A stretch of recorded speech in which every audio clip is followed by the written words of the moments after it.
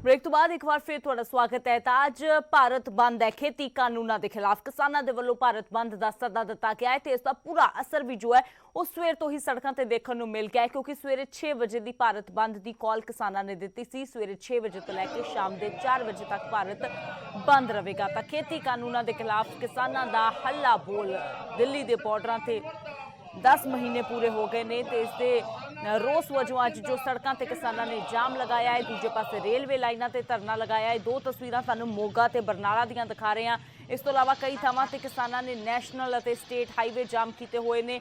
सड़कों ते रेलवे लाइनों से किसान डटे हुए ने तो इस तरह शाम 4 बजे तक सब कुछ बंद रहेगा। आवाजाही बंद रहेगी, हालांकि एमरजेंसी सेवावां नूं छूट रहेगी तो बाकी सब कुछ बंद रहेगा। दिल्ली बॉर्डर से किसान अंदोलन के 10 महीने पूरे हो गए ने। पिछले साल अज दे ही दिन राष्ट्रपति ने खेती बिलों ते मोहर लाई सी। तो ये दो तस्वीरां तुहानूं दिखा रहे हैं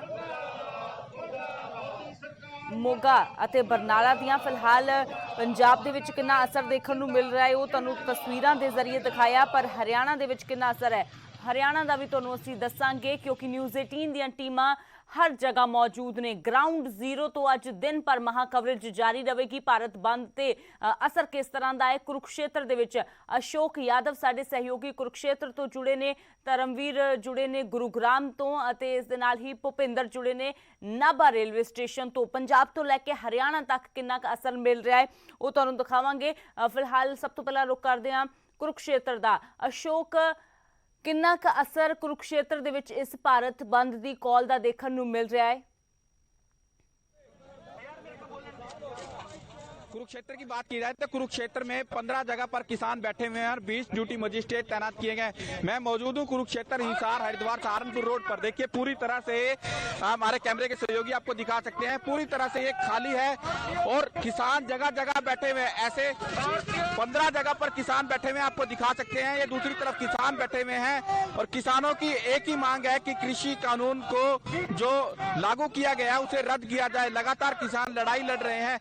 देखिए ये किसान बैठे हुए हैं और सुबह से यानी कि जैसे ही 6 बजे लगातार किसान सड़कों पर आ गए हैं। हम किसानों की जत्थेबंदियों से ही बातचीत करेंगे, इनकी क्या मांग है और क्यों आखिरकार आज ये 15 जगह पर बैठे हैं। अमरीक जी आप बताएंगे क्या मांगे? आज पूरी तरह से अंबाला हिसार हरिद्वार सहारनपुर रोड है, पूरी तरह से जाम है, नेशनल हाईवे जाम है, रेलवे ट्रैक पर किसान बैठे हैं। पूरी तरह से आज भारत बंद का आह्वान किया हुआ है। ऐसा संयुक्त मोर्चा की तरफ से आज आह्वान किया गया था पूरे भारत को बंद करने का, जिसमें आज पूरा हरियाणा, पंजाब, हिमाचल, यूपी, राजस्थान सभी बंद है। और जो हम 1 साल से जो हम आंदोलन लड़ रहे हैं सरकार के खिलाफ, जो काले कानून हमारे ऊपर थोपे गए, महंगाई हमारे ऊपर थोपी गई, मुलाजिम भाइयों को बाहर निकाल दिया गया, BSNL को खत्म कर दिया गया, यानी ये जो आज का भारत बंद है ये समूह में बंद है। सभी ने हमारा समर्थन किया। अभी बैंक वाले भी आने वाले हैं हमारे साथ और एसोसिएशन भी और व्यापारी वर्ग भी हमारे साथ बैठने वाले हैं। सुबह 6 बजे का समय दिया था, 6 बजे हमने नाके लगा दिए हैं और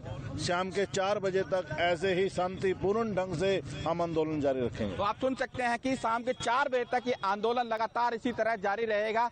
कुरुक्षेत्र में 15 जगहों पर जो किसान बैठे हुए हैं, 20 ड्यूटी मजिस्ट्रेट नियुक्त किए गए हैं, धारा 144 लगाई गई है, चप्पे चप्पे पर पुलिस बल तैनात किया गया है, CRPF की टुकड़ी तैनात की गई है। ये कुरुक्षेत्र हरिद्वार सहारनपुर रोड है और पूरी तरह से ये ठप है।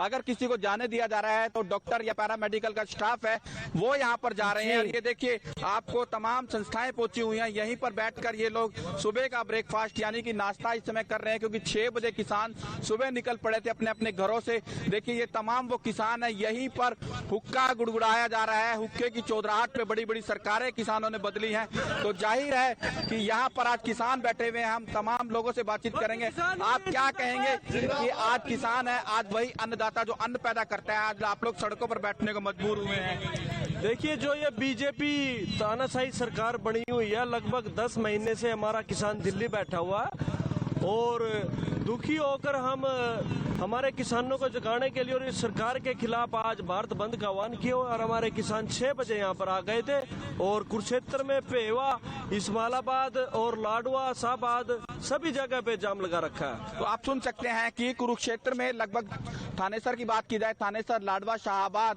पेहवा, चार जी, विधानसभाएं पड़ती हैं। चारों विधानसभाओं में जो 15 जगह से निकलने के रास्ते हैं उनको किसानों ने पूरी तरह से ठप किया हुआ है। और जैसे ही 4 बजेंगे, बिल्कुल 4 अशोक, बजे तो तक का सीधे ऐलान तौर किया पर हुआ है जो है भारत वो बंद पूर्ण का। तौर पर असर देखने को मिल रहा है। अशोक, तस्वीरें दर्शकों के साथ ऐसे ही साझा करते रहिए, फिर से आपका रुख करेंगे। तो फिलहाल धर्मवीर हमारे सहयोगी जुड़े हैं गुरुग्राम से। तो धर्मवीर, फिलहाल हमने तस्वीरें देखी, कुरुक्षेत्र में पूर्ण तौर पर असर देखने को मिल रहा है। पंजाब से लेकर हरियाणा तक इस भारत बंद का व्यापक असर देखने को मिल रहा है। गुरुग्राम में स्थिति कैसी है, कहां मौजूद हैं आप? बिल्कुल, देखिए गुरुग्राम की अगर हम बात करें तो अभी तक दक्षिण हरियाणा का जो इलाका है वो किसान आंदोलन से बहुत ज़्यादा प्रभावित नहीं हुआ है।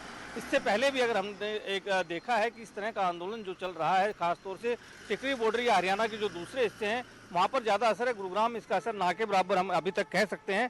सुबह 6 बजे हालांकि एक जो है बंद बुलाया था, लेकिन अभी तक बंद का कोई खास असर नहीं है। जो दुकानें, जो रूटीन जो खुलने का समय है उस टाइम के हिसाब से जो दुकानें खुलती हैं सुबह वो खुल गई हैं। जो ट्रैफिक है वो चल रहा है।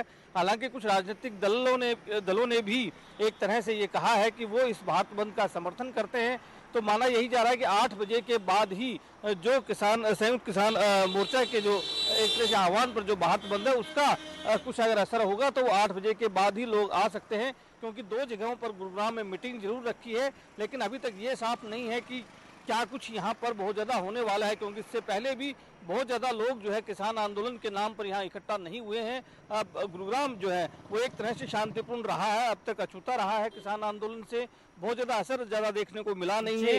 लेकिन आज का जो एक तरह से भारत बंद बुलाया है उसको लेकर के अभी हम ये कह सकते हैं कि ड्यूटी मजिस्ट्रेट जो है वो तैनात जरूर किए गए हैं, खासतौर से गुरुग्राम रेलवे स्टेशन और पटौदी रेलवे स्टेशन के ऊपर। क्योंकि पटौदी का जो एरिया है वो ग्रामीण एरिया लगता है, तो वहाँ पर हो सकता है कि कुछ लोग इकट्ठा हो सकें। लेकिन शहर का जो इलाका है खासतौर से उसमें बहुत ज़्यादा संभावनाएं नहीं है। हालांकि कुछ कर्मचारी संघ और कुछ जो राजनीतिक पार्टियों के जो लोग हैं वो 8:30 बजे गुरुग्राम के कमला नेहरू पार्क में जरूर इकट्ठा होंगे और उसके बाद वो एक तरह से ये एक जो मार्च है वो निकाल सकते हैं। अमृत।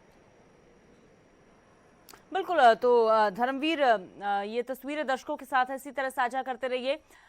गुरुग्राम ਦੇ ਵਿੱਚ ਹਾਲਾਂਕਿ ਬਹੁਤ ਜ਼ਿਆਦਾ ਅਸਰ ਅਸੀਂ ਨਹੀਂ ਕਹਿ ਸਕਦੇ ਦੇਖਣ ਨੂੰ ਮਿਲ ਰਿਹਾ ਹੈ। ਜਿਵੇਂ ਧਰਮਵੀਰ ਨੇ ਜਾਣਕਾਰੀ ਦਿੱਤੀ ਕਿ ਸ਼ਹਿਰੀ ਇਲਾਕਾ ਹੈ, ਇਸ ਲਈ ਜੋ ਹੈ ਉਹ ਪਿੱਛੇ ਤੁਸੀਂ ਤਸਵੀਰਾਂ ਦੇ ਵਿੱਚ ਵੀ ਦੇਖਿਆ ਕਿ ਟ੍ਰੈਫਿਕ ਹਰ ਰੋਜ਼ ਦੀ ਤਰ੍ਹਾਂ ਜੋ ਚੱਲਦਾ ਨਜ਼ਰ ਆ ਰਿਹਾ ਹੈ। ਪਰ ਆਸ-ਪਾਸ ਦੇ ਜੋ ਹਰਿਆਣਾ ਦੇ ਹੋਰ ਇਲਾਕੇ ਨੇ, ਕਿਉਂਕਿ ਗੁਰੂਗ੍ਰਾਮ ਦਿੱਲੀ ਦੇ ਨਾਲ ਲੱਗਦਾ ਹੈ, ਪਰ ਉਸ ਤੋਂ ਇਲਾਵਾ ਹਰਿਆਣਾ ਦੇ ਜੋ ਇਲਾਕੇ ਨੇ ਉੱਥੇ ਪੂਰਨ ਤੌਰ ਤੇ ਅਸਰ ਦੇਖਣ ਨੂੰ ਮਿਲ ਰਿਹਾ ਹੈ। ਤਸਵੀਰਾਂ ਤੁਹਾਨੂੰ ਕੁਰੂਕਸ਼ੇਤਰ ਦੀਆਂ ਦਿਖਾਈਆਂ। ਫਿਲਹਾਲ ਨਾਭਾ ਚੱਲਦੇ ਆ। ਨਾਭਾ ਰੇਲਵੇ ਸਟੇਸ਼ਨ ਤੋਂ ਸਾਡੇ ਸਹਿਯੋਗੀ ਭੁਪਿੰਦਰ जुड़े हुए ने। भुपिंदर के पिछे काफ़ी सारे किसान भी सानू झंडे लैके नज़र आ रहे हैं। भुपिंदर की कुछ जानकारी है, क्योंकि पंजाब दे विच तां असीं कह सकते हैं कि पूर्ण तौर ते वड्डे पद्धर ते हुंगारा मिलदा नज़र आ रहा है इस भारत बंद नूं। जी अमृत, जो संयुक्त मोर्चे वालों जो ऐलान किया भारत बंद का, तुसीं तस्वीरां नाभे देख रहे हो। इत्थे जो मोर्चा संभालिया औरतां ने संभालिया, वड्डी गिनती विच औरतां ਇੱਥੇ ਪਹੁੰਚੀਆਂ ਨੇ। ਤੇ ਤੁਸੀਂ ਦੇਖ ਸਕਦੇ ਹੋ ਟਰੈਕ ਤੇ ਜਿਹੜਾ ਰੇਲਵੇ ਟਰੈਕ ਤੇ ਔਰਤਾਂ ਇੱਥੇ ਲਗਾਤਾਰ ਕੇਂਦਰ ਸਰਕਾਰ ਦੇ ਖਿਲਾਫ ਰੋਸ ਪ੍ਰਦਰਸ਼ਨ ਕਰ ਰਹੀਆਂ ਨੇ। ਸਾਡੇ ਨਾਲ ਔਰਤਾਂ ਨੇ, ਉਹਨਾਂ ਨਾਲ ਗੱਲ ਕਰਦੇ ਆ। ਤੁਸੀਂ ਮੋਰਚਾ ਸੰਭਾਲਿਆ, ਕਿਸਾਨ ਔਰਤਾਂ ਨੇ, ਕੀ ਕਹਿਣਾ ਚਾਹੁੰਦੇ ਹੋ? ਹਾਂਜੀ, ਅਸੀਂ ਅੱਜ ਟ੍ਰੇਨਾਂ ਰੋਕੀਆਂ ਨੇ। ਅਸੀਂ ਮੋਦੀ ਸਰਕਾਰ ਨੂੰ ਦੱਸਣਾ ਕਿ ਅਸੀਂ ਆਪਣੇ ਵੀਰਾਂ ਭਰਾਵਾਂ ਦੇ ਨਾਲ ਸਮਰਥਨ ਦੇ ਰਹੇ ਹਾਂ। ਜਦ ਤੱਕ ਇਹ ਕਾਲੇ ਕਾਨੂੰਨ ਜਿਹੜੇ ਨੇ ਉਹ ਰੱਦ ਨਹੀਂ ਕਰਦੇ, ਅਸੀਂ ਆਪਣੇ ਇਸ ਮੋਰਚੇ ਤੋਂ ਪਿੱਛੇ ਨਹੀਂ ਹਟਾਂਗੇ। ਤੁਸੀਂ ਪਹਿਲਾਂ ਲਗਾਤਾਰ ਦਿੱਲੀ ਦੇ ਬਰੂਹਾਂ ਤੇ ਵੀ ਰਹੇ ਹੋ ਤੇ ਹੁਣ ਪੰਜਾਬ ਵਿੱਚ ਵੀ, ਪਰ ਸਰਕਾਰ ਕਿਉਂ ਨਹੀਂ ਮੰਨ ਰਹੀ ਹੈ? ਕਿ ਕਿੱਥੇ ਤੁਹਾਨੂੰ ਲੱਗਦਾ ਕਿੰਨਾ ਕੁ ਹੋਰ ਇੰਤਜ਼ਾਰ ਕਰਨਾ ਪਵੇਗਾ? ਦੇਖੋ, ਇਹ ਹੈ ਜਦੋਂ ਅਸੀਂ ਜਿੰਨੀ ਬਿਮਾਰੀ ਜਿਹੜੀ ਹੈ ਵੱਡੀ ਹੁੰਦੀ ਹੈ ਉਸ ਦਾ ਇਲਾਜ ਕਰਨ ਲਈ ਟਾਈਮ ਵੀ ਤਾਂ ਉਨਾ ਹੀ ਲੱਗਦਾ ਨਾ। ਹੁਣ ਇਹ ਜਿਹੜਾ ਰੋਗ ਹੈ ਸਾਡਾ ਬਹੁਤ ਪੁਰਾਣਾ ਹੈ। ਜਦੋਂ ਭਗਤ ਸਿੰਘ ਸ਼ਹੀਦ ਹੋ ਗਏ ਸੀ ਉਸ ਤੋਂ ਬਾਅਦ ਅਸੀਂ ਅਵੇਸਲੇ ਹੋ ਕੇ ਸੌਂ ਗਏ ਸੀਗੇ। ਸਾਨੂੰ ਇਹ ਲੜਾਈ ਜਿਹੜੀ ਹੈ ਜਾਰੀ ਰੱਖਣੀ ਚਾਹੀਦੀ ਸੀ, ਤਾਂ ਹੀ ਸਾਡੇ ਜਿਹੜੇ ਹੱਕਾਂ ਦਾ ਇੰਨਾ ਘਾਣ ਹੋਇਆ। ਹੁਣ ਇਹ ਲੰਬੀ ਲੜਾਈ ਤਾਂ ਸਾਨੂੰ ਲੜਨੀ ਪੈਣੀ ਹੈ, ਕਿਉਂਕਿ ਇਹ ਬਿਮਾਰੀ ਬਹੁਤ ਲੰਬੀ ਹੈ। ਸਾਡੇ ਹਰੇਕ ਕੋਈ ਵੀ ਖੇਤਰ ਲੈ ਲਓ, ਹਰੇਕ ਖੇਤਰ ਦੇ ਵਿੱਚ ਇਹਨਾਂ ਨੇ ਸਾਨੂੰ ਜਿਹੜਾ ਘਾਣ ਕੀਤਾ ਹੋਇਆ ਸਾਡੇ ਹੱਕਾਂ ਦਾ। ਅਸੀਂ ਸਿੱਖਿਆ ਦਾ ਪੱਧਰ ਲੈ ਲਈਏ, ਕੋਈ ਉੱਥੇ ਇਹਨਾਂ ਨੂੰ ਕੋਈ ਜਾਗਰੂਕਤਾ ਨਹੀਂ ਫੈਲਾ ਰਹੇ। ਇਹ ਸਕੂਲਾਂ ਨੂੰ ਬੰਦ ਕਰਨ ਤੇ ਤੁਲੇ ਹੋਏ ਨੇ। ਕੋਈ ਸਿੱਖਿਆ ਦਾ ਮਿਆਰ ਨਹੀਂ ਉੱਚਾ ਨਹੀਂ ਹੈਗਾ। ਕੋਈ ਜਿਹੜਾ ਅਸੀਂ ਦੇਖਦੇ ਹੈਲਥ ਡਿਪਾਰਟਮੈਂਟ ਵਿੱਚ ਵੀ ਹੈਲਥ ਦੇ ਜਿਹੜੇ ਕੋਈ ਵੀ ਸਾਨੂੰ ਜਿਹੜੇ ਨੇ ਸਹੂਲਤਾਂ ਪ੍ਰਾਪਤ ਨਹੀਂ ਹੈਗੀਆਂ। ਜਿਹੜੇ ਬਜ਼ੁਰਗ ਨੇ ਉਹ ਈਵਨ ਅਸੀਂ ਹਸਪਤਾਲਾਂ 'ਚ ਜਾ ਕੇ ਦੇਖਦੇ ਹਾਂ, ਜਾਣਾ ਪੈਂਦਾ ਕਈ ਵਾਰੀ, ਤਾਂ ਬਜ਼ੁਰਗਾਂ ਦਾ ਇੰਨਾ ਬੁਰਾ ਹਾਲ ਹੈ, ਉਹਨਾਂ ਨੂੰ ਕੋਈ ਵੀ ਜਿਹੜੀ ਸਹੂਲਤ ਹੈ ਉਹ ਅਵੇਲੇਬਲ ਨਹੀਂ ਹੁੰਦੀ ਹੈਗੀ। ਤਾਂ ਇਹ ਹੱਕਾਂ ਦੀ ਲੜਾਈ ਲਈ ਸਾਨੂੰ ਬਹੁਤ ਲੰਬਾ ਸਮਾਂ ਜਿਹੜਾ ਹੈ ਸੰਘਰਸ਼ ਲੜਨੇ ਪੈਣੇ ਨੇ। ਸਾਡੇ ਨਾਲ ਬਜ਼ੁਰਗ ਮਾਤਾ ਨੇ ਕਾਫੀ ਉਮਰ ਆ ਗਈ। ਤੁਸੀਂ ਧਰਨੇ ਵਿੱਚ ਇੱਥੇ ਆਏ ਹੋ, ਤੁਸੀਂ ਜ਼ਿੰਦਗੀ ਵਿੱਚ ਇਸ ਤਰ੍ਹਾਂ ਦਾ ਵੱਡਾ ਸੰਘਰਸ਼ ਦੇਖਿਆ? ਨਹੀਂ ਵੀਰ ਜੀ, ਪਹਿਲਾਂ ਨਹੀਂ ਦੇਖਿਆ। ਇਹ ਜਿਹੜੇ ਹੁਣ ਸੈਂਟਰ ਸਰਕਾਰ ਨੇ ਸਾਨੂੰ ਹੁਣ ਛੇੜਿਆ ਹੈ, ਪਹਿਲਾਂ ਸਾਡੇ ਢਕੇ ਹੋ ਢੋਲ ਤੇ ਹੁਣ ਇਹਨਾਂ ਨੇ ਨੰਗੇ ਕਰਤੇ, ਕਿਉਂਕਿ ਸਾਡੇ ਪੰਜਾਬ ਦੇ ਗੱਭਰੂ ਇੰਡੀਆ ਦੇ ਸਾਰੇ ਸਾਡੀਆਂ ਬੀਬੀਆਂ ਬਾਹਰ ਕੱਢਤੀਆਂ। ਜਦੋਂ ਉਹਨਾਂ ਨੂੰ ਕੋਈ ਨੌਕਰੀ ਰਿਜ਼ਕ ਨਹੀਂ ਦਿੱਤਾ, ਵਾਅਦੇ ਕਰਕੇ ਹਾਰ ਗਏ, ਤਾਂ ਸਾਡੇ ਬੱਚਿਆਂ ਨੂੰ ਆਪਦੇ ਰੋਟੀ ਰੋਜੀ ਖਾਤਰ ਜਾਣਾ ਪੈਂਦਾ ਹੈ। ਐਸੇ ਬਜ਼ੁਰਗ ਨੇ ਜਿਹੜੇ 70 80 ਸਾਲ ਦੇ ਬੱਚੇ ਬਾਹਰੇ ਜਾ ਕੇ ਇੰਗਲੈਂਡਾਂ 'ਚ ਬਹਿ ਗਏ, ਅਮਰੀਕਾ 'ਚ ਕੈਨੇਡਾ ਬਹਿ ਗਏ, ਉਹ ਬਜ਼ੁਰਗਾਂ ਦਾ ਹਾਲ ਪੁੱਛਿਆ ਚਾਹੀਦਾ ਹੈ। ਨਾ ਹੁਣ ਸਰਕਾਰ ਪੁੱਛ ਸਕਦੀ ਹੈ, ਨਾ ਬੱਚੇ ਜ਼ਮੀਨਾਂ ਵੇਚ ਕੇ ਬਾਗੇ ਨਾ ਪੁੱਛ ਸਕਦੇ ਨੇ। ਪਰ ਮੋਦੀ ਦੇ ਕਾਨੂੰਨਾਂ ਨੂੰ ਅਸੀਂ ਇਹ ਕਹਿ ਰਹੇ ਹਾਂ, ਜਿਹੜੀਆਂ ਬੀਬੀਆਂ ਭੈਣਾਂ ਦਾ ਸਾਡਾ ਇੱਕ ਹੈ, ਅਸੀਂ ਕਦੇ ਵੀ ਮਰਨ ਤੋਂ ਡਰਦੀਆਂ ਨਹੀਂ। ਅਸੀਂ ਮਰਾਂਗੇ ਜਿਵੇਂ ਸਾਡਾ 600 ਸ਼ਹੀਦ ਵੀਰ ਹੋ ਗਿਆ, ਉਵੇਂ ਜ਼ਿਕਰ ਅਸੀਂ ਹੋਵਾਂਗੇ। ਐਵੇਂ ਜਿਵੇਂ ਅਸੀਂ ਇਹਨਾਂ ਏਕਤਾ ਦੇ ਨਾਲ ਰਹਿ ਕੇ ਬੀਬੀਆਂ ਭੈਣਾਂ ਜੰਗ ਜਿੱਤਾਂਗੇ। ਪਰ ਮੋਦੀ ਨੂੰ ਮੈਂ ਵੀਰ ਨੂੰ ਲੇਕਿਨ ਸੁਝਾਅ ਦਿੰਨੀ ਆ ਵੀ ਪਰ ਅਸੀਂ ਜਿੱਤ ਕੇ ਹੀ ਮੁੜਾਂਗੇ, ਅਸੀਂ ਹਾਰ ਨਹੀਂ ਮੰਨਦੇ। ਦੇਖੋ ਅੰਮ੍ਰਿਤ, ਜਿਹੜਾ ਇਹਨਾਂ ਦਾ ਜੋਸ਼ ਬਹੁਤ ਆ, ਇਹਨਾਂ ਦਾ ਇਹੀ ਕਹਿਣਾ ਕਿ ਜੇ ਇਹ ਭਾਵੇਂ ਲੰਬੀ ਆ ਜੰਗ, ਪਰ ਅਸੀਂ ਜਿੱਤ ਕੇ ਜ਼ਰੂਰ ਮੁੜਾਂਗੇ। ਜੀ ਅੰਮ੍ਰਿਤ। ਬਿਲਕੁਲ ਭੁਪਿੰਦਰ, ਤਾਂ ਜੋਸ਼ ਜਜ਼ਬਾ ਇਹਨਾਂ ਮਹਿਲਾਵਾਂ ਦੇ ਵਿੱਚ ਹੀ ਦੇਖਿਆ ਹੀ ਬਣ ਰਿਹਾ ਹੈ। ਫਿਲਹਾਲ ਤਸਵੀਰਾਂ ਦਰਸ਼ਕਾਂ ਦੇ ਨਾਲ ਇਸੇ ਤਰ੍ਹਾਂ ਸਾਂਝੀਆਂ ਕਰਦੇ ਰਹੋ। ਅੰਮ੍ਰਿਤਸਰ ਦਾ ਵੀ ਹਾਲ ਜਾਣ ਲੈਂਦੇ ਆ। ਰਾਜੀਵ ਸ਼ਰਮਾ ਸਾਡੇ ਸਹਿਯੋਗੀ ਜੁੜੇ ਨੇ। ਰਾਜੀਵ, ਕੁਝ ਦੇਰ ਪਹਿਲਾਂ ਦੀ ਜਦੋਂ ਅਸੀਂ ਤਸਵੀਰ ਦੇਖੀ ਸੀ ਤਾਂ ਉਸ ਵੇਲੇ ਕਿਉਂਕਿ ਹਜੇ ਸਮਾਂ ਵੀ ਥੋੜਾ ਘੱਟ ਸੀ ਤੇ ਸੜਕਾਂ ਤੇ ਉਸ ਵੇਲੇ ਟ੍ਰੈਫਿਕ ਵੈਸੇ ਵੀ ਘੱਟ ਹੁੰਦਾ ਹੈ। ਹੁਣ ਦੀ ਤਸਵੀਰ ਕਿਸ ਤਰ੍ਹਾਂ ਦੀ ਹੈ? ਕਿੰਨਾ ਕੁ ਹੁੰਗਾਰਾ ਮਿਲ ਰਿਹਾ ਹੈ? ਕਿਉਂਕਿ ਪ੍ਰਸ਼ਾਸਨ ਨੇ ਤਾਂ ਤਿਆਰੀ ਪੂਰੀ ਇੱਥੇ ਖਿੱਚੀ ਹੋਈ ਹੈ। ਵੈਸੇ ਹਾਲਾਤ ਕਿਸ ਤਰ੍ਹਾਂ ਦੇ ਨੇ ਆਮ ਲੋਕਾਂ ਵੱਲੋਂ ਜਾਂ ਕਿਸਾਨਾਂ ਦੇ ਵੱਲੋਂ? जी हाँ बिल्कुल, क्योंकि बंद का सद्दा दिता गया सी किसान संगठनों वालों। और जिस तरह मैं पहला जिक्र किया कि अमृतसर दे विच आम दिनों दे विच इस वेले बहुत घट ट्रैफिक होती है, पर सब तो जी इस वेले की अहम जानकारी मिल रही है कि अमृतसर जो पासपोर्ट सेवा केंद्र है, जिथे कि हर रोज़ ਵੱਖ-ਵੱਖ ਜ਼ਿਲ੍ਹਿਆਂ ਤੋਂ ਲੋਕ ਆਪਣੇ ਪਾਸਪੋਰਟ ਬਣਵਾਉਣ ਦੇ ਲਈ ਪਹੁੰਚਦੇ ਨੇ, ਕਿਉਂਕਿ ਆਨਲਾਈਨ ਅਪਾਇੰਟਮੈਂਟ ਦਿੱਤੀ ਜਾਂਦੀ ਹੈ। ਪਰ ਇੱਥੇ ਕਿਸਾਨ ਆਗੂ ਤੁਸੀਂ ਦੇਖੋ ਪਹੁੰਚੇ ਹੋਏ ਨੇ ਔਰ ਉਹਨਾਂ ਦਾ ਇਹ ਕਹਿਣਾ ਕਿ ਪਾਸਪੋਰਟ ਦਫ਼ਤਰ ਵੀ ਜੋ ਹੈ ਉਹ ਅੱਜ ਬੰਦ ਕਰਵਾਇਆ ਜਾਏਗਾ। ਫਿਲਹਾਲ ਤੁਸੀਂ ਦੇਖੋ ਕਿ ਪੁਲਿਸ ਦੇ ਅਧਿਕਾਰੀ ਵੀ ਮੌਕੇ ਤੇ ਮੌਜੂਦ ਨੇ। ਤਾਂ ਸਰਵਨ ਸਿੰਘ ਪੰਧੇਰ ਇੱਥੇ ਪਹੁੰਚੇ ਹੋਏ ਨੇ, ਉਹਨਾਂ ਤੋਂ ਜਾਣਦੇ ਆ ਕਿ ਆਖਿਰਕਾਰ ਕਿਉਂ ਉਹ ਇੱਥੇ ਪਹੁੰਚੇ ਨੇ, ਇੱਥੇ ਆਉਣ ਦਾ ਕਾਰਨ ਕੀ ਹੈ। ਹਾਂਜੀ ਪੰਧੇਰ ਸਾਹਿਬ, ਪਾਸਪੋਰਟ ਸੇਵਾ ਕੇਂਦਰ ਜਿੱਥੇ ਕਿ ਆਨਲਾਈਨ ਅਪਾਇੰਟਮੈਂਟ ਮਿਲਦੀ ਹੈ ਔਰ ਬਹੁਤ ਸਾਰੇ ਕਿਸਾਨਾਂ ਦੇ ਨਾਲ ਸੰਬੰਧਿਤ ਵੀ ਹੋ ਸਕਦਾ ਕਿ ਨੌਜਵਾਨ ਪਰਿਵਾਰ ਇੱਥੇ ਪਹੁੰਚੇ ਹੋਣ, ਤਾਂ ਤੁਸੀਂ ਇੱਥੇ ਆਏ ਹੋ, ਕੀ ਕਹਿਣਾ ਚਾਹੁੰਦੇ? ਆ ਦੇਖੋ, ਜਿਹੜੇ ਵੀ ਇੱਥੇ ਪਾਸਪੋਰਟ ਦਫ਼ਤਰ ਨਾਲ ਸੰਬੰਧਿਤ ਨੇ, ਕੋਈ ਜ਼ਰੂਰੀ ਨਹੀਂ ਵੀ ਕਿਸਾਨ ਜਾਂ ਮਜ਼ਦੂਰ ਕੋਈ ਵੀ ਹੋਵੇ, ਸਾਡੇ ਸਾਰੇ ਹੀ ਨੇ। ਪਾਸਪੋਰਟ ਦਫ਼ਤਰ ਨੂੰ ਚਾਹੀਦਾ ਵੀ ਜਦੋਂ ਭਾਰਤ ਬੰਦ ਆ ਤੇ ਉਹ ਅਪਾਇੰਟਮੈਂਟਸ ਨਾ ਦੇਵੇ, ਤਾਂ ਉਹ ਇਹ ਦਫ਼ਤਰ ਪਾਸਪੋਰਟ ਸੈਂਟਰ ਨਾਲ ਸੰਬੰਧਿਤ ਆ, ਤਾਂ ਸੈਂਟਰ ਵਿਰੁੱਧ ਕਾਲ ਆ ਤਾਂ ਉਹ ਖੋਲ੍ਹ ਕੇ ਰੱਖੇ ਹੋਏ ਆ। ਤਾਂ ਉਹਨਾਂ ਨੇ ਜਿਹੜੀ ਪਾਸਪੋਰਟ ਦਫ਼ਤਰ ਦੀ ਇਹ ਗਲਤੀ ਹੈ ਵੀ ਉਹਨਾਂ ਨੂੰ ਅਪਾਇੰਟਮੈਂਟਸ ਨਹੀਂ ਸੀ ਦੇਣੀਆਂ ਚਾਹੀਦੀਆਂ, ਤਾਂ ਇਹਨਾਂ ਨੂੰ ਵੀ ਅਦਾਰਾ ਬੰਦ ਕਰਨਾ ਚਾਹੀਦਾ।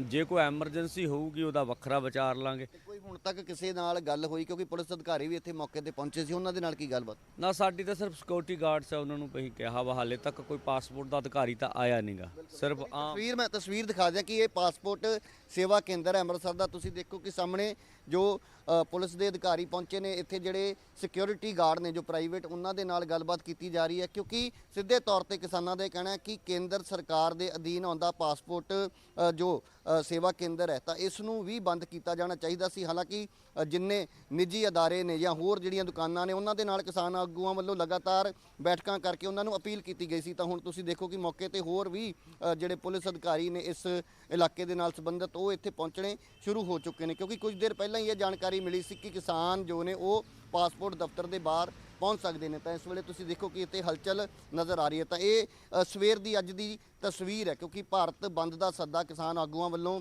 ਦਿੱਤਾ ਗਿਆ ਸੀ ਔਰ ਅੱਜ ਦੇ ਦਿਨ ਹੀ ਰਾਸ਼ਟਰਪਤੀ ਵੱਲੋਂ ਜੋ ਖੇਤੀ ਬਿੱਲ ਨੇ ਉਹਨਾਂ ਦੇ ਉੱਪਰ ਮੋਹਰ ਲਗਾਈ ਗਈ ਸੀ। ਤਾਂ ਇੱਕ ਵਾਰ ਫਿਰ ਸਰਵਨ ਸਿੰਘ ਪੰਧੇਰ ਤੋਂ ਹੀ ਜਾਣਨ ਦੀ ਕੋਸ਼ਿਸ਼ ਕਰਦੇ ਹਾਂ ਕਿ ਜੇਕਰ ਪਾਸਪੋਰਟ ਦਫ਼ਤਰ ਨਹੀਂ ਬੰਦ ਕੀਤਾ ਜਾਂਦਾ ਜਾਂ ਤੁਹਾਨੂੰ ਇਹ ਭਰੋਸਾ ਨਹੀਂ ਦਿੱਤਾ ਜਾਂਦਾ, ਤਾਂ ਅਗਲੀ ਤੁਹਾਡੀ ਕੀ ਰਣਨੀਤੀ ਹੋਏਗੀ? ਕੀ ਇੱਥੇ ਵੀ ਕਿਸੇ ਤਰ੍ਹਾਂ ਦਾ ਕੋਈ ਧਰਨਾ ਤੁਹਾਡੇ ਵੱਲੋਂ ਲਾਇਆ ਜਾ ਸਕਦਾ? ਦੇਖੋ, ਵਿਚਾਰ ਤੇ ਮੈਨੂੰ ਨਹੀਂ ਲੱਗਦਾ ਇਸ ਕਿਸਮ ਦੀ ਕੋਈ ਸਮੱਸਿਆ ਹੋਊਗੀ। ਅਸੀਂ ਸਾਰਿਆਂ ਨਾਲ ਬੜੇ ਸੂਝ-ਬੂਝ ਨਾਲ ਕੰਮ ਕਰਦੇ ਹਾਂ। ਜਿਹੜੀ ਕੋਈ ਐਮਰਜੈਂਸੀ ਸੇਵਾ ਉਹ ਵੱਖਰੀ ਗੱਲ ਆ, ਅਸੀਂ ਆਪਦੇ ਭਾਵੇਂ ਕਿਤੋਂ ਵੀ ਆਏ ਉਹਨਾਂ ਨੂੰ ਅਪੀਲ ਕਰਾਂਗੇ। ਅੱਜ ਦੀ ਅਪਾਇੰਟਮੈਂਟ ਕੱਲ੍ਹ ਵੀ ਕੀਤੀ ਜਾ ਸਕਦੀ, ਕੱਲ੍ਹ ਦੀ ਪਰਸੋਂ ਵੀ ਕੀਤੀ ਜਾ ਸਕਦੀ, ਇਹੋ ਜਿਹੀ ਕੋਈ ਗੱਲ ਨਹੀਂ ਹੈਗੀ। ਸਾਰੇ ਦੇਸ਼ ਦੇ, ਪੰਜਾਬ ਦੇ ਲੋਕ ਜੁੜੇ ਹੋਏ ਆ, ਵਲੰਟਰੀ ਇਸ ਕਾਲ ਵਿੱਚ ਸ਼ਾਮਲ ਹੋਏ ਆ। ਇਹ ਪਾਸਪੋਰਟ ਅਦਾਰੇ ਦੀ ਮਿਸਮੈਨੇਜਮੈਂਟ ਆ ਜਾਂ ਸੈਂਟਰ ਦੇ ਕੋਈ ਗਲਤ ਲੋਕ ਪਰੇਸ਼ਾਨ, ਕੋਈ 100 ਕਿਲੋਮੀਟਰ 200 ਕਿਲੋਮੀਟਰ, ਉਹਦੇ ਲਈ ਜ਼ਿੰਮੇਵਾਰ ਕਿਹਨੂੰ ਸਮਝਦੇ ਤੁਸੀਂ? ਅਸੀਂ ਸਰਕਾਰ ਨੂੰ ਸਮਝਦੇ ਵੀ ਜਦੋਂ ਬੰਦ ਦੀ ਕਾਲਸ ਹੈਗੀ ਆ ਤਾਂ ਉਹਨਾਂ ਨੇ ਅੱਜ ਅਪਾਇੰਟਮੈਂਟਸ ਕਿਉਂ ਦਿੱਤੀਆਂ? ਲੋਕਾਂ ਵਿਚਾਰਿਆਂ ਤੇ ਆਉਣਾ ਸੀਗਾ ਵੀ ਜਿਹਨਾਂ ਨੂੰ ਅਪਾਇੰਟਮੈਂਟ ਸੀ ਕਿ ਲੱਗਦੀ ਸੀਗੀ। ਪਰ ਦੂਸਰਾ ਹੈਗਾ ਵੀ ਉਵੇਂ ਤੁਸੀਂ ਗੱਲ ਕਰੋ, ਅੱਜ ਪੂਰਾ ਦੇਸ਼ ਬੰਦ ਹੋਣਾ, ਜੇ ਇਹਨੂੰ ਦੇਖੀਏ ਤਾਂ ਉਹਦੇ 'ਚ ਵੀ ਸਮੱਸਿਆ ਤਾਂ ਹੈਗੀ ਆ, ਪਰ ਇਹ ਸਮੱਸਿਆ ਜਿਹੜੇ ਖੇਤੀ ਕਾਨੂੰਨ ਨੇ ਉਹਨਾਂ ਨੂੰ ਛੋਟੀ ਸਮੱਸਿਆ ਵਾ। ਅੱਜ ਵਾਲਾ ਕੰਮ ਮਹੀਨੇ ਬਾਅਦ ਵੀ ਹੋ ਜੂ, 1.5 ਮਹੀਨੇ ਬਾਅਦ ਵੀ ਹੋ ਜੂ, ਕੱਲ ਹੋ ਜੂ, परसों हो जू, वो तो सह लांगे। चुनाव कहाँ हो गए? चुनाव प्रचार हम किसका करेंगे? 5 राज्यों में होने वाले हैं चुनाव। नहीं तो किसका चुनाव प्रचार कर रहे हैं हम? ये तो पहला क्वेश्चन करा आपने। हम किसी का चुनाव प्रचार नहीं करते, ठीक है? हम तो यही है, हम तो आंदोलन करेंगे, चुनाव से हमारा कोई मतलब नहीं। तो आप चुनाव में भी तो जाएंगे सरकार को विरोध करने के लिए, ऐसा बोला आपने? अरे जब जाएंगे वहाँ कहीं अपनी मीटिंग करने जाएंगे तो लोगों को बताएंगे अपना, भाई जो सरकार खिलाफ कानून लेकर आई तो उस सरकार से बचना। अब सरकार किसकी होगी? हम तो भारत सरकार का विरोध करेंगे। बात की जाए गाजियाबाद की, तो गाजियाबाद में अब किसानों ने जो भारत बंद है उसको सफल बनाने के लिए जो रास्ते हैं, जगह जगह वहाँ पर किसान बैठ गए हैं और वहाँ पर जाम की समस्या बननी शुरू हो गई है। वही अगर बात की जाए भारतीय किसान यूनियन के राष्ट्रीय प्रवक्ता राकेश टिकैत, तो राकेश टिकैत हमारे साथ है। देख सकते हैं तस्वीरों में सुबह का वक्त है और यहाँ पर राकेश जी इस समय यहाँ पर आलू काट रहे हैं। तो राकेश जी से बात करते हैं। राकेश जी ये बताइए कि आज जो भारत बंद आपने बुलाया है उसे सफल बनाने के लिए किस तरह की योजना बनाई है? वो तो बना रखी योजना है, वो रात सब जगह बंद हो गया, कुछ जगह हो जाएगा, सब तैयारी कर। राकेश जी रास्ते तो बंद हो जाते हैं, लेकिन देखा जाए तो जो दुकानें हैं, जो मार्केट, उन प्रतिष्ठानों के लिए क्या कोई आपने कोई अपने जो कार्यकर्ता उन्हें क्या बताया? हमने नहीं लगा।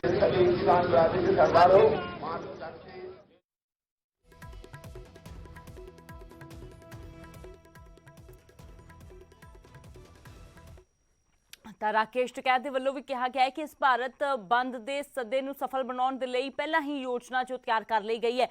ਸਿਆਸੀ ਪਾਰਟੀਆਂ ਦਾ ਸਮਰਥਨ ਮਿਲਦਾ ਨਜ਼ਰ ਆ ਰਿਹਾ ਹੈ। ਪੰਜਾਬ ਦੇ ਮੁੱਖ ਮੰਤਰੀ ਦੇ ਵੱਲੋਂ ਸੀਐਮ ਚੰਨੀ ਦੇ ਵੱਲੋਂ ਕਿਸਾਨਾਂ ਦੀ ਹਮਾਇਤ ਕੀਤੀ ਗਈ ਹੈ। ਕੇਂਦਰ ਤੋਂ ਖੇਤੀ ਕਾਨੂੰਨ ਵਾਪਸ ਲੈਣ ਦੀ ਮੰਗ ਸੀਐਮ ਨੇ ਕੀਤੀ ਹੈ ਤੇ ਨਾਲ ਹੀ ਕਿਸਾਨਾਂ ਨੂੰ ਸ਼ਾਂਤਮਈ ਪ੍ਰਦਰਸ਼ਨ ਦੀ ਅਪੀਲ ਵੀ ਕੀਤੀ ਹੈ। ਸੀਐਮ ਦੇ ਵੱਲੋਂ ਆਪਣਾ ਇੱਕ ਟਵੀਟ ਕੀਤਾ ਗਿਆ ਹੈ, ਉਸ ਦੇ ਵਿੱਚ ਉਹਨਾਂ ਨੇ ਇਨ੍ਹਾਂ ਖੇਤੀ ਕਾਨੂੰਨਾਂ ਨੂੰ ਵਾਪਸ ਲੈਣ ਦੀ ਮੰਗ ਕੀਤੀ ਗਈ ਹੈ। ਪੰਜਾਬ ਦੇ ਨਵੇਂ ਮੁੱਖ ਮੰਤਰੀ ਚੰਨੀ ਨੇ ਟਵੀਟ ਕੀਤਾ ਤੇ ਕਿਹਾ, ਮੈਂ ਕਿਸਾਨਾਂ ਦੇ ਨਾਲ ਖੜਾ ਹਾਂ ਅਤੇ ਕੇਂਦਰ ਸਰਕਾਰ ਨੂੰ ਤਿੰਨੇ ਕਿਸਾਨ ਵਿਰੋਧੀ ਕਾਨੂੰਨ ਵਾਪਸ ਲੈਣ ਦੀ ਮੰਗ ਕਰਦਾ ਹਾਂ। ਸਾਡੇ ਕਿਸਾਨ ਆਪਣੇ ਹੱਕਾਂ ਲਈ ਪਿਛਲੇ 1 ਸਾਲ ਤੋਂ ਵੀ ਜ਼ਿਆਦਾ ਸਮੇਂ ਤੋਂ ਸੰਘਰਸ਼ ਕਰ ਰਹੇ ਨੇ ਅਤੇ ਹੁਣ ਇਹ ਜ਼ਰੂਰੀ ਹੋ ਗਿਆ ਹੈ, ਬਹੁਤ ਜ਼ਰੂਰੀ ਹੋ ਗਿਆ ਹੈ ਕਿ ਉਹਨਾਂ ਦੀ ਆਵਾਜ਼ ਸੁਣੀ ਜਾਵੇ। ਮੈਂ ਕਿਸਾਨਾਂ ਨੂੰ ਵੀ ਅਪੀਲ ਕਰਦਾ ਹਾਂ ਕਿ ਉਹ ਆਪਣੀ ਆਵਾਜ਼ ਸ਼ਾਂਤੀਪੂਰਵਕ ਤਰੀਕੇ ਦੇ ਨਾਲ ਚੁੱਕਣ।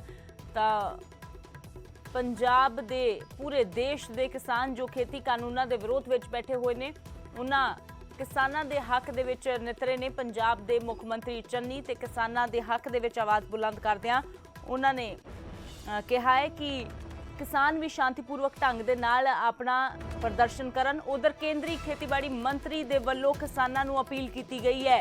ਨਰਿੰਦਰ ਤੋਮਰ ਨੇ ਕਿਸਾਨਾਂ ਨੂੰ ਅਪੀਲ ਕੀਤੀ ਹੈ ਕਿ ਅੰਦੋਲਨ ਦਾ ਰਾਹ ਛੱਡਣ ਅਤੇ ਗੱਲਬਾਤ ਦਾ ਰਾਹ ਇਖਤਿਆਰ ਕਰਨ। ਤੋਮਰ ਨੇ ਕਿਹਾ, ਸਰਕਾਰ ਨਾਲ ਗੱਲਬਾਤ ਕਰਨ ਕਿਸਾਨ, ਅਸੀਂ ਗੱਲਬਾਤ ਲਈ ਤਿਆਰ ਹਾਂ, ਸਰਕਾਰ ਹਮੇਸ਼ਾ ਤਿਆਰ ਹੈ। ਜਿਨ੍ਹਾਂ ਚੀਜ਼ਾਂ ਤੇ ਕਿਸਾਨਾਂ ਨੂੰ ਇਤਰਾਜ਼ ਹੈ ਅਸੀਂ ਵਿਚਾਰ ਕਰਨ ਦੇ ਲਈ ਤਿਆਰ ਹਾਂ। ਤੇ ਇੱਕ ਵਾਰ ਫਿਰ ਤੋਂ ਪੁਰਾਣਾ ਬਿਆਨ ਨਰਿੰਦਰ ਤੋਮਰ ਦੇ ਵੱਲੋਂ ਦਿੱਤਾ ਗਿਆ ਹੈ ਕਿ ਅਸੀਂ ਗੱਲਬਾਤ ਲਈ ਤਿਆਰ ਹਾਂ। मैं किसान बंधुओं को आग्रह करना चाहता हूं कि वो